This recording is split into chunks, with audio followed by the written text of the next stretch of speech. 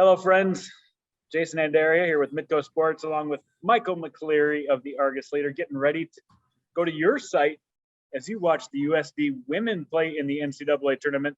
I'm in Buffalo getting ready to watch the SDSU men play. So it'll be interesting to preview high school hoops while we're both on assignment for college basketball, but it's huge time for high school hoops. We got to give them some props. Yeah. It's hard to get out of the college mode, but we got to do it for at least half an hour because it's a big week this week. Oh, this is a huge week. The last week was so fun with the girls.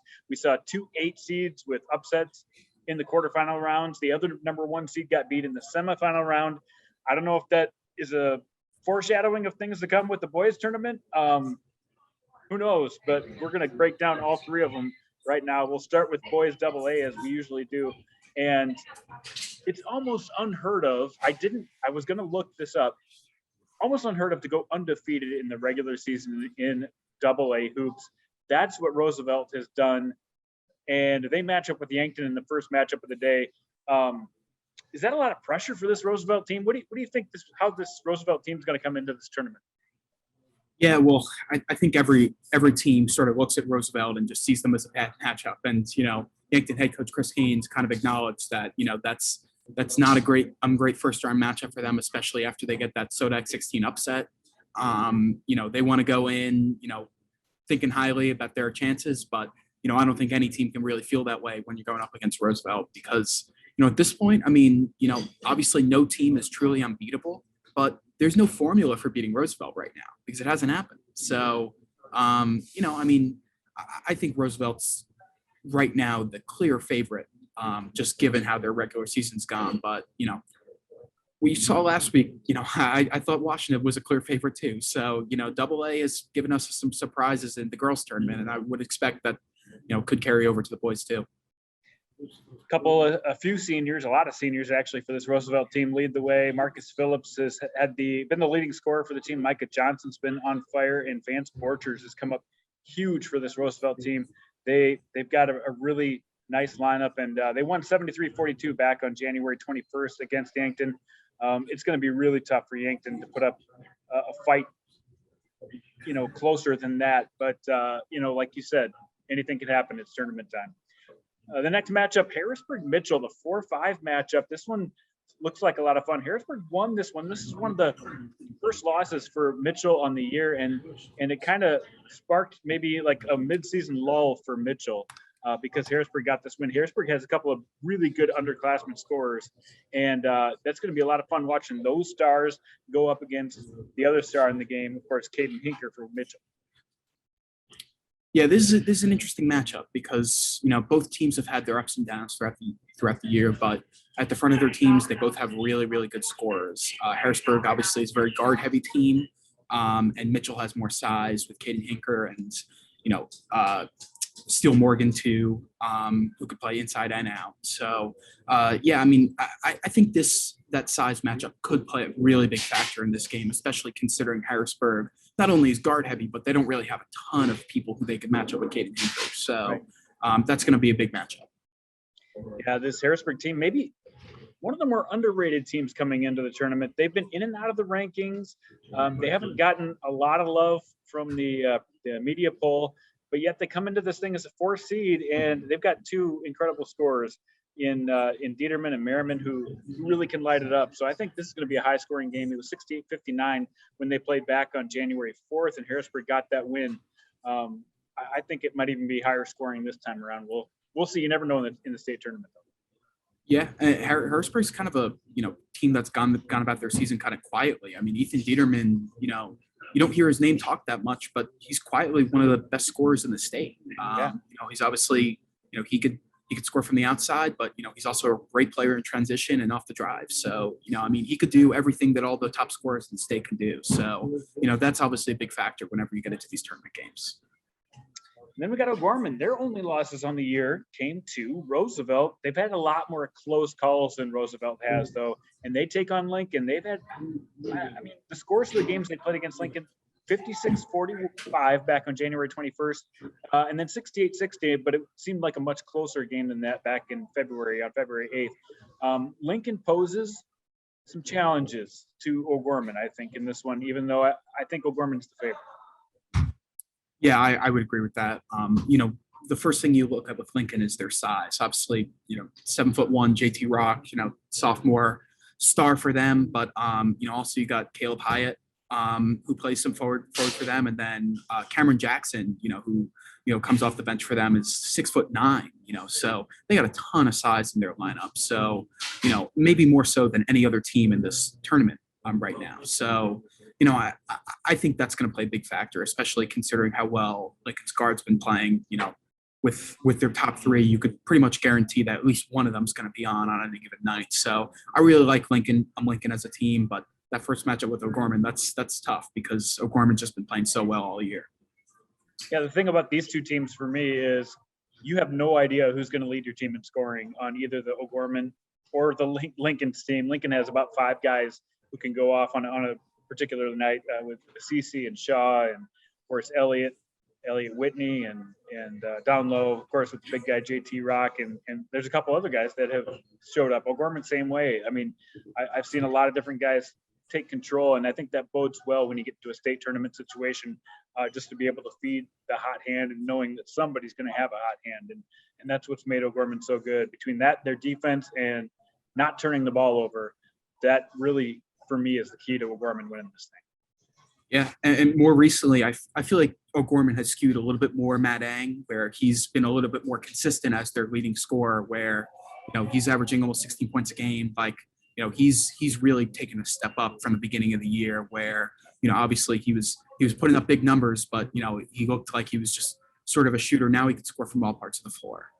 So having him on the roster is going to be a big deal. But we've seen David Alpers have big scoring performances too. So like you said, you never really know who's going to be their guy. That'll be a good one. Those two teams know each other very well. And the 3-6 matchup, I think these two teams know each other about as well as you can for only having a one-year rivalry. Washington played Jefferson. They played on the girls' side. We saw the upset, Jefferson over Washington. Washington favored here as a 3 seed against Jefferson, the 6 seed. Washington won both regular season games, just like they did on the girls' side.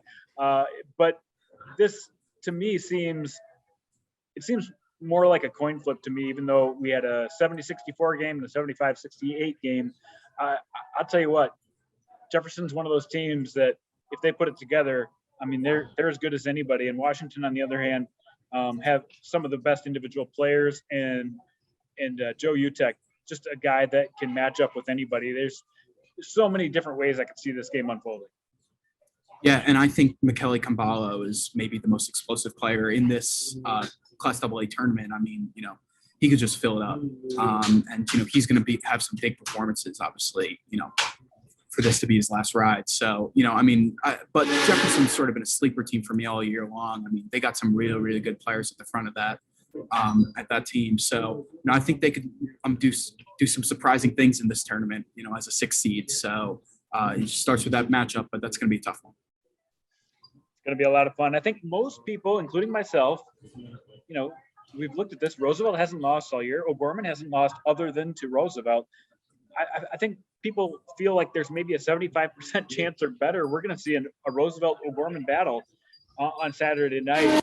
We know anything can happen, and I think you could make a case for Washington, Jefferson, Harrisburg, Mitchell, Yankton, maybe the one that you would be tougher to make a case for. But I'm kind of on board with O'Gorman Roosevelt. I really expect those two to match up on Saturday night. What do you think?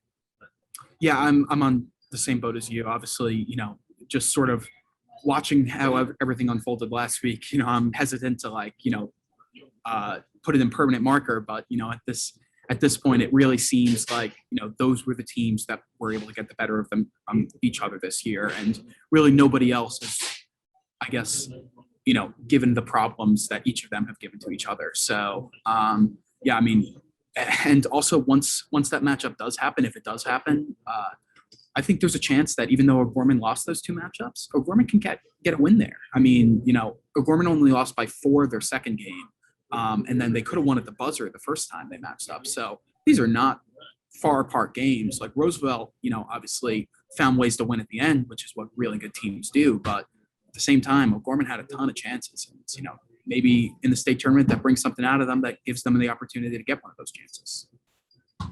Can't wait to see how that one unfolds. Double A is always open, so I'm not counting anything out, but it really does feel to me like those two teams. Let's move to Boys A. This one's out in Rapid City at the brand new arena, and in Boys A this year, we had another undefeated team. This is Dakota Valley. They mowed through the season. Their closest game was probably to St. Thomas More the most competitive game to me. That was against St. Thomas More at the Hanson Classic in the middle of the year. But they get to draw Sioux Falls Christian, the defending champs, who found their way past the SODAC 16 into the state tournament. They played in the regular season. It was only a 6-point win for Dakota Valley. And I feel like Sioux Falls Christian may be playing good ball. We have maybe a potential 8-over-1 here, at least talk about it. I mean, I think this class is the most likely to give an 8-over-1. And, that doesn't say anything about Dakota Valley. That says everything about, how deep it is from 1 through 8. And, we've been talking about Sioux Falls Christian over the past couple of weeks. They're a lot better than what their record says they are. They caught some not so great loss in the beginning of the year that maybe set them back a little bit, but they're playing some really good basketball at this point of the season. And obviously Dakota Valley has passed every test that they've gotten this year, but Sioux Falls Christian is quite a hefty one once you get into these games that matter. Yeah, I love what Dakota Valley has talent-wise. Isaac Bruns has really picked up where Paul Bruns left off, and they get a lot of help from Rosenquist and down low with the big guy. I think Sioux Falls Christian, though, they've been getting it together. They got their own big guy. They've got Nathan Poole who can get it done in there, and they've got some guys who have had an outstanding season as well. So really that's one of the top games I'm looking forward to watching on Thursday as this thing opens up. Excuse me. Flandreau takes on Groton. What do you think there, Mike? Yeah, I mean, Flandreau's obviously had their moments this year where they could have been considered the number 1 team in this class. Obviously, Dakota Valley just never lost. So, that was going to be tough for them to pass there. But, between Tashlin Day and Chase LeBron, I mean, they have some really, really good players at the front of their team. So, yeah, I mean, I really like this Flandreau team. But, Gordon's a tough matchup. So, it's those 4-5s are always the most confusing because, obviously the closest in the seeding, it makes sense that it is this way. But, you always get to this point of the tournament time when, it's just really hard to separate those two teams. Yeah, Groton area team we probably haven't talked a lot about, but they've had a very nice season this year. Didn't have a loss until almost a month, a little over a month through the season, and then put together a really nice season. We probably need to acknowledge that they belong as a 5 seed in a tournament like this. But this Flandreau team, to me, talent-wise, is one of the best in the tournament, and I think it's going to be a tough draw for them right off the top. So we will see how that one progresses. The 2-7 matchup, St. Thomas More. I mean, you look at the stats, and their defense just comes out at you, and they've showed that even over the last month. They've, I think, gotten better on the defensive side. They take on Dakota Tech. Yeah, that's scary for a lot of opponents. I mean, especially in a tournament like this. I mean, if their defense can get tired legs from the opposing offenses, I mean, as they have been able to do all year, I mean, that's gonna be cumulative over these 3 days. So, I think the way that they play defense, maybe there's some questions about, how much intensity they could keep up for all 3 games in a row. But, I mean, St. Thomas More has answered those questions in the past. They've always been a really good defensive team. And, I think, it's the old adage, defense wins championships. And I think St. Thomas More definitely has a defense capable of winning a championship on its own.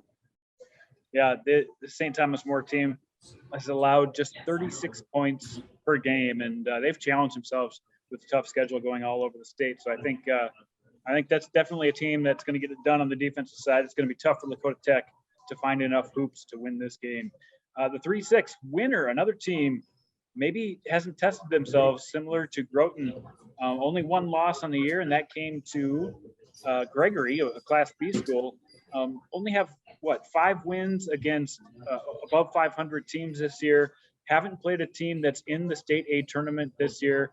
There's a lot of doubts about this winter team, but they've also shown me that they have some players, and they're a full team, and they can get it done. So they draw Sioux Valley, a team that maybe peaked a little early and then started coming down, but then played really well in the Sodak 16. And I know that's a team that nobody's looking past with Oliver Vincent.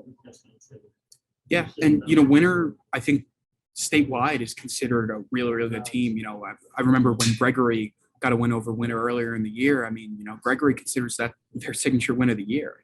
We've talked about how good Gregory has been for stretches. So, I mean, I think statewide, maybe they haven't gotten quite the test that a lot of the people on this bracket have gotten, but I think statewide they're considered a contender, and I would expect them to, maybe obviously Sioux Valley is a really tough matchup. We've talked about them in the past, how good Oliver Vincent is. It's at the front of their team, but I would think this is going to be a close game, even though Sioux Valley probably has played the harder schedule to this point.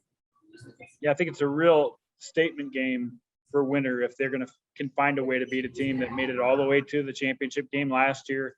They have a big guy in the middle. They've got Hayden Rusink, who's been outstanding as a senior for them this year, and of course Oliver Vincent, a guy who's been through it all, and he's still only a junior. I think if Winter finds a way to get it done against them, they will definitely prove to the rest of the state that they belong. You look at their team, and a guy like Blake Vollmer, 16 points a game, Elijah Peterson, Slade Cornoyer, all these guys have the ability to score, and they kind of want to make a name for themselves. So that'll be interesting. Overall, again, I feel less confident making any picks on who's going to make it Saturday night in this field. I do think Dakota Valley is going to find a way to get there. And I feel like St. Thomas More, I hate going with chalk, but I really do feel like those two teams are going to find a way to get there on Saturday night. Yeah. And, we veer back to the 1-2 again. I mean, yeah. But, it's not very exciting. From an offensive perspective, you see Dakota Valley making it there. And obviously just purely from a winning perspective, to get there undefeated. I mean, it's hard to doubt Dakota Valley at this point, but, St. Thomas More just seems to have the makeup of a team that makes a run in this tournament. And I don't know if it's the makeup of a team that wins the tournament, that Dakota Valley matchup is going to be really tough. But yeah, I mean, other than them, I look at Flandreau and Sioux Valley as the two other teams that stand out to me.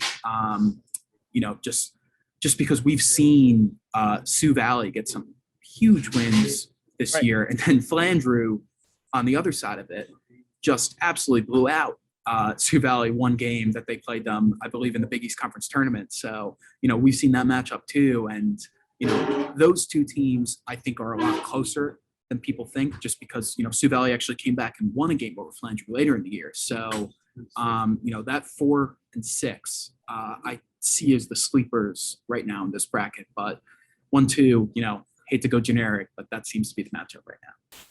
Yeah. Last year, I didn't think Sioux Falls Christian would work their way into the finals. They had Noah Van Donkersgood, who was injured going into the tournament, and they just found a way to get on a roll. I mean, maybe they could do that again. Maybe we could have a rematch of last year with Sioux Falls Christian and Sioux Valley making it to the finals. But I really do think Dakota Valley and St. Thomas More are the two best teams left in this field. Let's move on to Class B now, and the B is always a great time and always in Aberdeen. And this could be an electric atmosphere this year because DeSmet travels well. Wabash Summit's close to Aberdeen. They'll have everybody there. Potter County's close to Aberdeen. They'll have everybody there.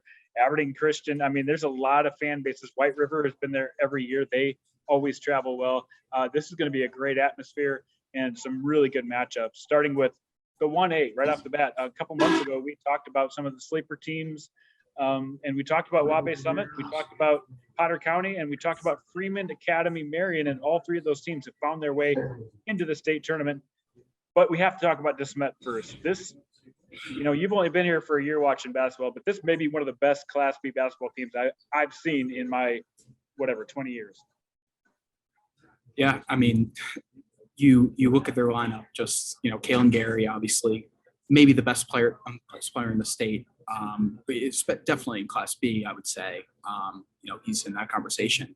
And then Damon Wilkinson, obviously has had really, really good games this year. Right off this, has made some great plays on the defensive end and on offense. I mean, the list goes on and on. so stacked from top to bottom. And, to have a guy like Kalen Gary at the front of your team, who could lead you at the end of the game, be your closer. I don't know if any other team has somebody like that. So it's, it's you mentioned it's one of the best Class B basketball teams in your 20 years. I mean, I wouldn't doubt it. This is a really, really good team. And I think that they would make some noise in that double A bracket. So, it's somebody asked me that, and I think why wouldn't they? I mean, they played an all-star team from Arizona to the final buzzer. They sure could compete. Their trouble, I think, would be depth, is if they had any kind of foul trouble that they had to work with. But talent-wise, I mean, I don't see why not. But Wabash Summit's the opponent here. Damon Opdahl's had a couple triple doubles this year. He averaged 16 points a game. And the key here for them is they do have a big body down low in Jay Gulbra. He's a guy who maybe could man up a little bit with Damon Wilkinson, and that'll be a real key matchup in this game. I still don't think they have what it takes to pull off the upset, but they have some pieces that could make it interesting. Let's move on to that 4-5 matchup. Potter County takes on Aberdeen Christian. These are, not many teams have played each other in this bracket that will play each other in the first round. These guys did play in the regular season. Aberdeen Christian actually got the win, 61-56. And they bring some studs on this team. No seniors. Malik Weaker, 17 points a game, and Ethan Russell, 9 rebounds a game. But they got their hands full against a Potter County team that I know you've been touting for a while now. Yeah, Cooper Logan and Grant Lukens, maybe the two best guard. I mean, Logan plays some forward for them too, but, probably the two one of the best duos in Class B right now. I could match them up against pretty much anybody. So, to see them in the 4 seed, I think that's a good spot for them. But, that Aberdeen Christian team is really tough. Obviously, Malik Weaker could shoot really well. And they could play really good defense. So, this to me is going to be a really, really close game. But, I really like this Potter County team. I think they can make some noise in this tournament. Yeah, this Potter County team to me, I mean, honestly, I think they might be one of the biggest threats to Dismet in this thing is if they get hot, because they got guys who can shoot it and are pretty unguardable when they get hot. So, I mean, looking ahead maybe to Friday night possibly, who knows? I hate to even look that far ahead because you know how things go, but that could be a really outstanding game. Let's move on to that 2-7 matchup. Lower Brule Castlewood, maybe two teams that have snuck under the radar a little bit. I shouldn't say Lower Brule. They've been in the rankings a lot of the year, but haven't played a lot of competition until the latter part of the year, and they really showed out well. I think this Lower Brule team with Kisham Thai and some other real key pieces could show out. And then Castlewood, one of the surprises to make the state tournament. They started out the year 4-5, but they won 13 of their last 14. That only loss in there was to DeSmith. They are playing really well right now. In fact, the Sodak 16 round, they won 61-39 against Burke. I mean, that was a good statement win for Castlewood. But Lower Brule, they've been one of the best all year, and I think they are one of the best in Class B. Yeah, I agree. I mean, they could run in transition better than any team, I think, in this class. You mentioned Kisham Thai, but, they got a ton of players on that team that could run. They're very, very guard heavy. They don't really have a true big, but, their guards, have some size to them. I believe Kisham Thai is about 6'4". Got another couple guards who are, about 6'2", 6'3". So, they got some really, really nice size at the guard position, and they're going to be able to run, and they're going to be able to battle down low once they get there and finish. So, I think this Lower Brule team is going to cause a lot of problems in this tournament. I would not be surprised to see them playing in the championship game. And then White River taking on Freeman Academy. Marion, two very, very athletic teams. Maybe two of the best dunking teams that we've seen in this entire tournament. It'll be fun to see if they can do some high flying. Freeman Academy Marion beat Timber Lake to qualify, and White River now has made it 17 consecutive years to the state tournament. That is unbelievable. And their junior, Joe Saylor, I mean, what can you say about Joe? Yeah, I mean, he's unbelievable. Obviously, you see the highlight dunks and what he could do in transition, but he's he's really grown into his game where he's a scorer inside and out. So, he's a threat off the drive all the time, but, he's going to be shooting a lot of threes in this tournament, and, he's going to be putting up a lot of points. Obviously, he's one of the top scorers in this Class B tournament. So, I would expect him to have a huge impact, if White River is to make a run.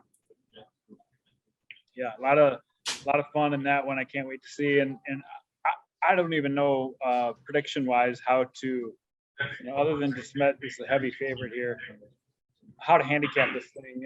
Any trends or expectations or anything you can say on the overall tournament, Mike? Yeah, I mean, I would keep an eye on that 4-5 matchup between Potter County and Aberdeen.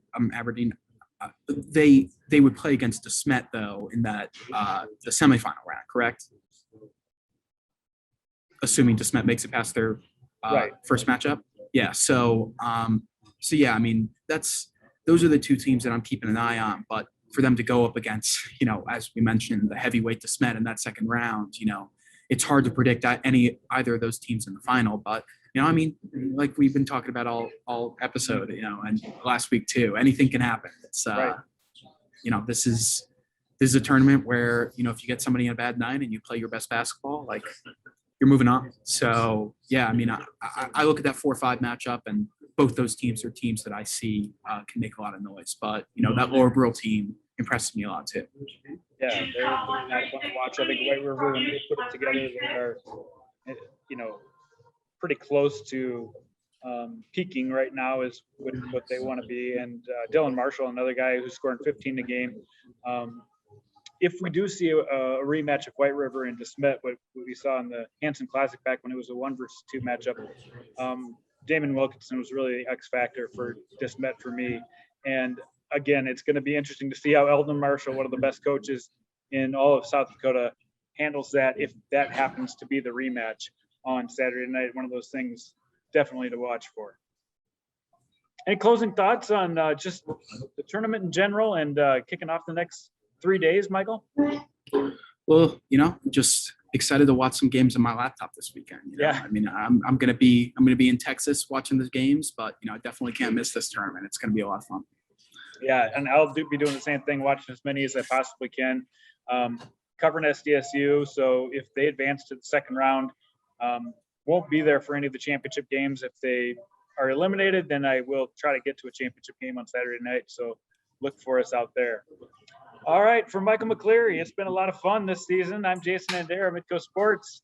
We'll be talking hoops at you later.